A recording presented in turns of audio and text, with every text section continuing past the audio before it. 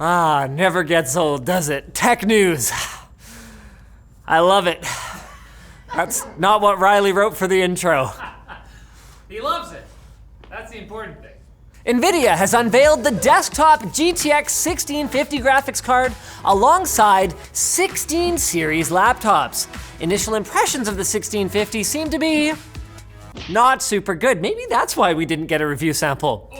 While the budget card is much more power efficient than the competing RX 570 with quite a few variants available without a 6-pin power connector, most of the time the 1650 lags behind the 570 by about 10% while being slightly more expensive. And on top of that, instead of the Turing-based NVENC encoder found in the RTX lineup and the GTX 1660, the 1650 has the older Volta-based encoder, meaning it performs about 15% worse in live streaming. You know what I think the positive takeaway is here though? It was really nice of NVIDIA to just throw AMD a bone on the low end, wasn't it? Wow. They're such nice people. Jensen with his leather jacket, so nice. As we mentioned, the company also managed to get 16 series graphics into over 80 different gaming laptops from the likes of Acer, Lenovo, Dell, Razer, MSI, and Asus. So I guess maybe that's what happened?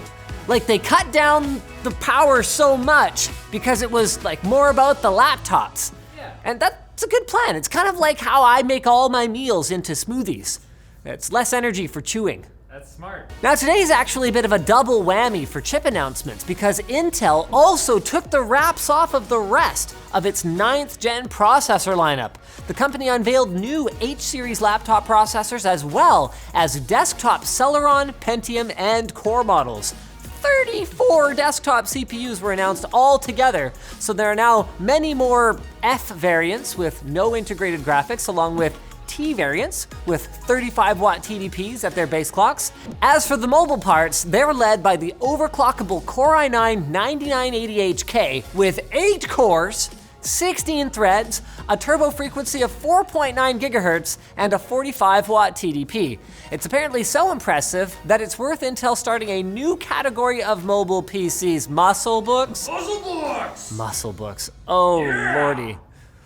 I mean, Get that productivity! I guess it sounds cooler than desktop replacement. Ooh, yeah! It's like swole, you know? Ah.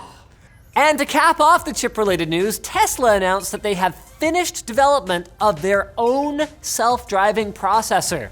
The full self-driving, or FSD chip, consists of 2 duplicate systems on the same board, each with a central processor made of 12 ARM A72 modules, a neural network processor, and a GPU. Altogether, they claim the system is capable of 144 trillion operations per second at a TDP of just 100 watts.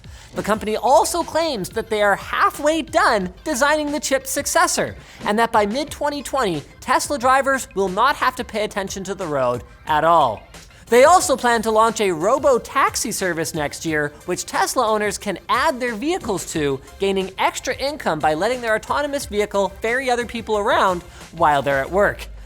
Well, I gotta give it to him. Mr. Musk is nothing if not ambitious.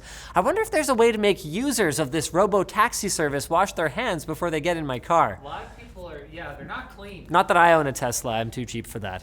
Speaking of cheap, it's time for the Cheap Beats. Brought to you by Vincero Watches. Vincero makes luxury timepieces that are designed to help you stand out and up your fashion game at an accessible price.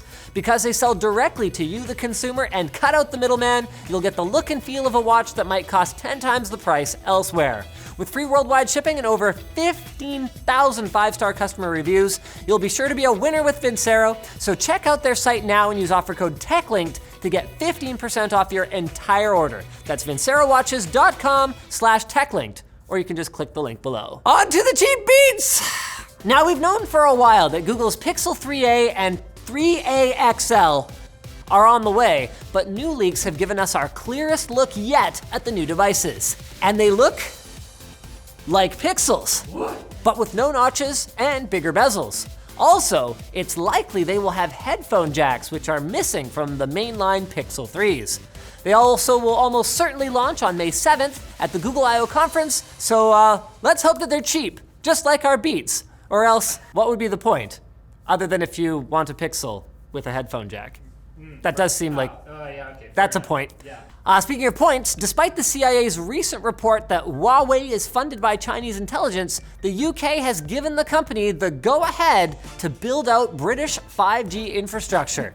But because of the significant security concerns that the UK found with Huawei's operations previously, the rollout will be limited to the edge and not integrated into the core of its 5G systems. Now you might ask, what's the point of that? See, I was going somewhere with that segue. Well, if you stood to save £6.8 billion, you might be willing to take the same risk. AT&T has reached a settlement in the lawsuit over its 5G-E icons. Sprint sued the company, claiming that since 5G-E isn't real 5G, it hurts Sprint's 5G branding. But now reports are saying that AT&T somehow convinced Sprint to let it keep using this fake 5G branding. What could they have given them to make them happier?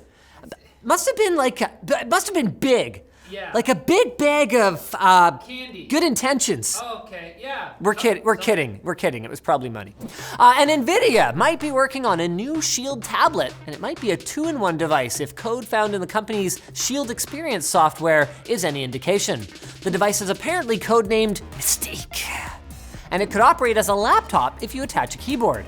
And that's great, because the last great Android tablet was, probably the previous Shield tablet. Yeah. So it's high time we got a refresh, although I do have my misgivings about Android as a notebook experience. Hey man, give it a chance. Speaking of Androids, researchers at MIT have developed a synthetic material that could potentially be used by androids as like muscles and even strengthened by working out.